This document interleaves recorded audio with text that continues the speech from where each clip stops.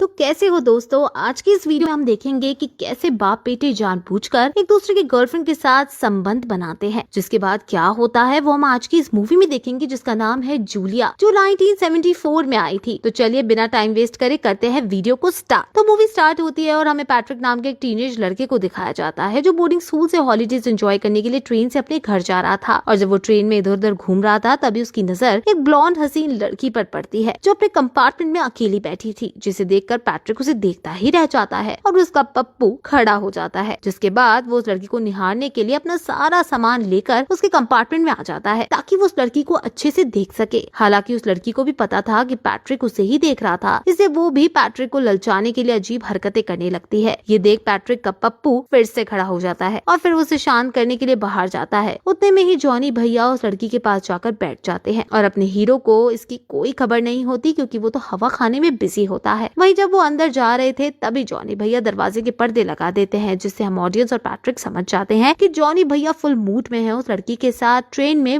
मंगल करने के लिए। लेकिन वो लोग ज्यादा कुछ नहीं कर पाते, क्योंकि टीटी टिकट चेक करने के लिए वहाँ पर आ जाते हैं। जिसके थोड़ी देर बाद वो लड़की वॉशरूम में चली जाती है, लेकिन जाते जाते जॉनी भैया को इशारों में कहती है कि आओ अब हम ट्रेन के बाथरूम में मंगल करते हैं। जिसे देख जॉनी भैया तुरंत उस लड़की के पीछे जाते हैं और पैट्रिक बेचारा वहीं पर बैठा रह जाता है। दूसरी तरफ जॉनी भैया का छोटा चेतन अब अपना जादू दिखाना चालू करता है, जिसके कारण लड़की की चीखें निकल जाती हैं, जिससे पूरा ट्रेन का डिब्बा पवित्र हो जाता है। और लड़की की आवाज सुनकर अपना हीरो खुद को रोक नहीं पाता और बाथरूम के बाहर आ जाता है। उस लड़की की चीखें सुनकर पैट्रिक का चेहरा देखने लायक था, मानो कि वो जिंदगी की काफी बड़ी लड़ाई हार गया हो। उसके बाद ट्रेन अपने डेस्टिनेशन पर पहुंच जाती है और रैल्फ पैट्रिक को स्टेशन लेने आते हैं, जो कि असल में पैट्रिक के डैड होते हैं। आगे रैल्फ बताते हैं कि उसकी गर्लफ्रेंड इसी ट्रेन से आ रही थी, जो कि असल में वही लड़की होती है जिसे ट्रेन में पैट्रिक निहारा था, जिसका नाम युवान होता है। पैट्रिक ये सब देखकर दंग रह जाता है, क्योंकि उसने अभी अपने डैड की गर्लफ्रेंड को किसी और आदमी के साथ मजे करते हुए देखा था। लेकिन इसके बारे में वो रैल्फ को नहीं बताता, क्योंकि वो काफी टाइम के बाद अपने डैड से मिल रहा है और सच्चाई बताकर वो अपने हॉलीडेज को बर्बाद नहीं करना चाहता था। वहीं घर आने पर जब सब लोग लंच कर रहे थे तभी हमें पता चलता है कि रैल्फ का अपनी वाइफ के साथ तलाक हुआ है और अब वो युवान के साथ रहता है। यहाँ पर बातों बातों में युवान रैल्फ को ट्रेन वाली बात भी बताती है, लेकिन रैल्फ उसे सीरियसली नहीं लेता, क्योंकि युवान अक्सर उसे ऐसी कहानियां सुनाया करती थी। इसके बाद हम देखते हैं अंकल एलेक्स की वाइफ का घर की नौकरानी के साथ अफेयर चल रहा था, और ये बात एलेक्स को भी पता होती है। और जब वो दोनों एक दूसरे को प्लेजर दे रहे थे तभी एलेक्स उन्हें देखकर अपने आप को स्ट्रेटिफाई करते हैं, और ये नजारा बाहर से पैट्रिक भी देख लेता है और वो सोचता है कि मेरे होते हुए दोनों आपस में ऐसा क्या कर सकते हैं। जिसके बाद पैट्रिक लेक में स्विमिंग करने के लिए जाता है, जिस दौरान उसकी मुलाकात अपने बचपन की दोस्त जूलिया से होती है। दरअसल ये दोनों बचपन में एक दूसरे को पसंद करते हैं। आगे जब वो दोनों नदी में एंजॉय कर रहे थे तभी जूलिया की ब्रा निकल जाती है, जिसे देख पैट्रिक अनकंफर्टेबल फील करता है, लेकिन जूलिया को इससे कोई फर्क नहीं पड़ता। और फिर जब वो दोनों सनबाथ ले रहे थे तभी जूलिया पैट्रिक को उसकी पीठ पर सनस्क्रीन लगाने का कहती है। ये सुनकर पैट्रिक खुश हो जाता है और जूलिया की पीठ पर सनस्क्रीन लगाने लगता है। जिस दौरान उसका छोटा भाई फिर से खड़ा हो जाता है और पैट्रिक जूलिया के नजदीक आने की कोशिश करता है, जिसे देख जूलिया पहले तो उसे रोकती है, मगर बाद में वो भी उसका साथ देने लगती है। तभी पैट्रिक जूलिया से पूछता है कि क्या वो अभी भी वर्जिन है, जिस पर जूलिया हाँ में जवाब देती है। जिसे सुन पैट्रिक कहता है कि मैं भी वर्जिन हूँ और मैं चाहता हूँ कि हम दोनों अपना फर्स्ट टाइम बैठ के मुलायम गद्दे पर करें, ना कि ऐसी खुली जगह पर, जिस पर जूलिया कुछ नहीं कहती। जिसके थोड़ी देर बाद पैट्रिक अपने दोस्त के साथ वहाँ से चला जाता है। वहाँ पर वो पैट्रिक को बताता है कि हम जूलिया को ड्रग्स देंगे, जिससे उसे नशा होगा और फिर हम उसका फायदा उठा सकेंगे। जिसके लिए पैट्रिक पहले तो मान जाता है, लेकिन बाद में जब उसका दोस्त जूलिया के नजदीक जा रहा था तब पैट्रिक से देखा नहीं गया और वो गुस्से के चलते उसे पानी में गिरा देता है। लेकिन तुरंत बाद वो उसे बचाने की कोशिश भी करता है, क्योंकि उसके दोस्त को स्विमिंग नहीं आती थी, मगर वो उसे बचा नहीं पाता और रात में पुलिस वालों को उसकी डेड बॉडी मिलती है, जिसके बारे में पता चलते ही पैट्रिक उदास रहने लगता है, क्योंकि उसकी वजह से उसके दोस्त की जान गई थी। तभी नौकरानी उसके लिए खाना लेकर आती है, जिसे देख पैट्रिक उसके साथ जबरदस्ती करने लगता है, लेकिन नौकरानी किसी तरह से वहाँ से भाग जाती है। पैट्रिक भी उसके पीछे जाता है और सीढ़ियों पर उसके साथ शारीरिक संबंध बनाने की कोशिश करता है, लेकिन सही टाइम पर रैल्फ वहाँ आकर नौकरानी को बचा लेता है और पैट्रिक को चाटा मारकर होश में लाता है, जिसके कारण पैट्रिक शांत हो जाता है। अब इसके कुछ दिनों के बाद पैट्रिक का मूड ठीक करने के लिए रैल्फ उसे युवान और जूलिया को वेकेशंस पर लेकर जाता है, जहाँ पर रैल्फ पैट्रिक को प्यार का ज्ञान देता है कि उसे